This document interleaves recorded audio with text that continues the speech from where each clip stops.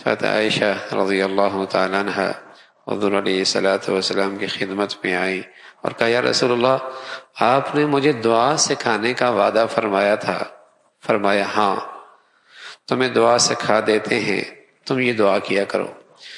اللہم انی اسألک من خیر ما سألک منہ نبیک محمد صلی اللہ علیہ وسلم وأعوذ بک من شر ما استعاذک منہ نبیک محمد صلی اللہ علیہ وسلم. عائشہ ٹھہرو، ہم تمہیں ایک دعا سکھا دیں اور یہ دعا تمہیں کافی ہو جائے گی. پھر اللہ کے نبی صلی اللہ علیہ وسلم نے عائشہ کو ایک دعا سکھائی. کیا ہے؟ اے اللہ، آپ کے نبی حضرت محمد صلی اللہ علیہ وسلم نے آپ سے جتنی خیر کی چیزیں مانگی ہیں میں بھی مانگتی ہوں.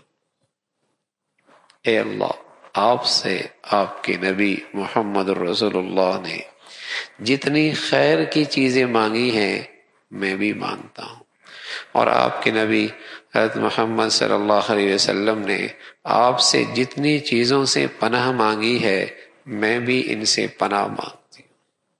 کیسی پیاری دعا ہے. اللہم انی اسألک من خیر ما سألک منہ نبیک محمد صلی اللہ علیہ وسلم ونعوذ بک من شر ما استعاذک منہ نبیک محمد صلی اللہ علیہ وسلم.